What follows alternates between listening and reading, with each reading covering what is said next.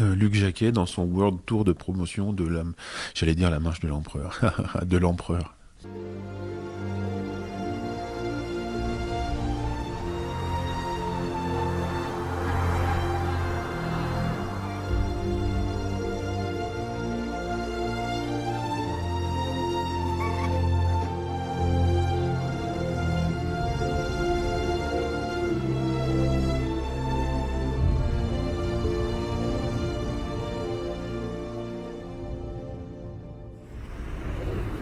C'est un film sur ce qu'on n'est pas, ce qu'on ne connaît pas, et ce qui est finalement assez magique dans cette espèce, c'est-à-dire toute cette partition qui joue devant nous et dont on ne connaît pas finalement l'orchestre, c'est quelque chose qui moi m'a beaucoup touché sur ce tournage-là. Je crois que quand on est cinéaste de la nature, on développe une intuition. Et c'est vrai que moi, c'est un sens que j'aime bien, l'intuition. Ça permet d'avoir accès à quelque chose qui n'est pas spécialement rationnel, mais qui fait partie de notre intelligence au sens le plus large possible, quoi.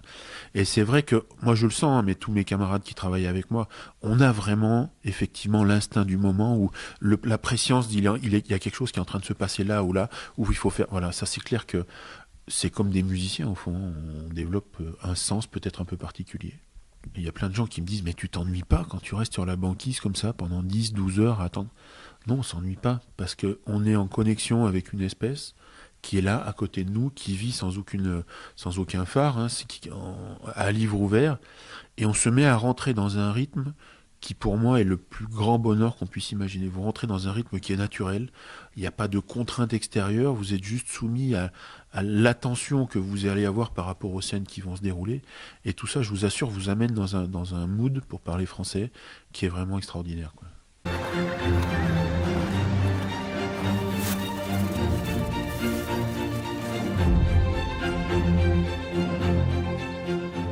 Là, ça fait 12 ans que j'étais pas retourné sur ce site de l'Antarctique, hein. Ça m'a procuré des émotions incroyables parce que j'avais tellement parlé de cette espèce pendant plus d'un an autour du monde que c'était devenu presque une abstraction. Et le fait de revenir là avec ce bagage, mais aussi avec cette maturité, avec la difficulté qu'il avait fallu pour monter cette expédition, c'est vrai que je crois que j'ai profité de chaque seconde que j'ai passée là-bas. Je crois que j'avais jamais été aussi conscient de la chance que j'avais d'être ici.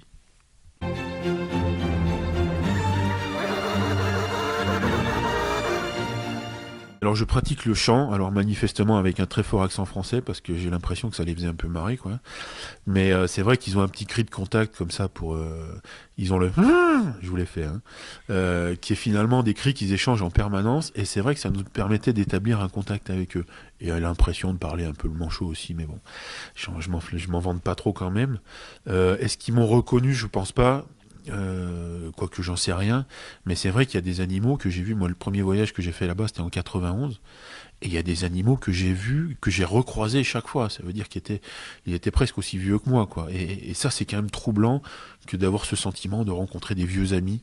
Le but, c'est de sensibiliser et de partager. De ce besoin que j'ai, moi, de mélanger les regards, hein, entre les photographes qui étaient avec moi, Vincent Munier, Laurent Balesta sous l'eau, avec d'autres médias comme la VR 360 qu'on peut retrouver sur la plateforme de arte.fr pour s'immerger avec ses casques Oculus.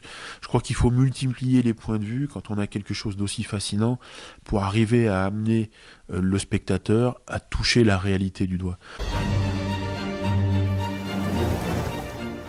Moi, je pense qu'en tant que personnalité engagée, en tant qu'artiste, je peux pas laisser faire ça, je peux pas me résoudre au fait que on va vers un monde sans empereur, sans éléphants, sans rhinos, sans ce que vous voudrez, sans gorilles.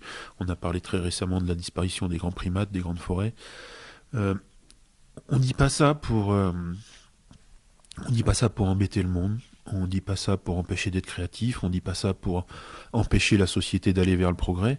On dit juste que si on continue sur ce mode de vie-là, on va pas y arriver. C'est comptable. C'est pas de la philosophie. C'est des réserves et de la consommation en face. C'est très simple. C'est des additions, des soustractions. Donc il faut changer de situation. Et je trouve que là, il y a une opportunité. Il y a presque une utopie.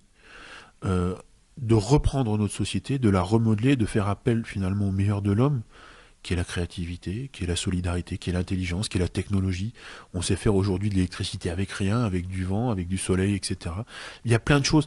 Et c'est pas une proposition dans le vide, puisque tout ça fonctionne.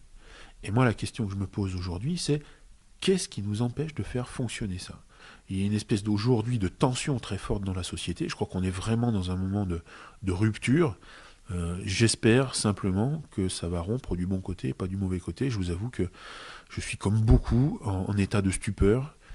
Quand je vois les scientifiques américains qui travaillent sur le climat, qui sont mis à l'index, je vous rappelle que j'ai fait un film qui s'appelle La glace et le ciel l'année dernière, sur la découverte, sur ces premières sciences pionnières du réchauffement climatique.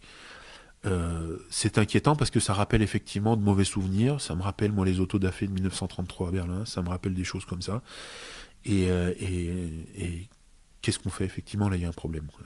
Je crois qu'il faut, encore une fois, plutôt que d'être dans la dénonciation, plutôt que d'être dans la moralisation, je crois qu'il faut inviter les gens à partager finalement ce bon sens qui dit mais il faut qu'on prenne soin de nous. On n'est pas en train de prendre soin des petits oiseaux ou de quoi que ce soit. Non, on est en train de prendre soin de nous et finalement il faut renoncer à avoir peur de ça et j'espère que ce film y contribuera modestement, quoi.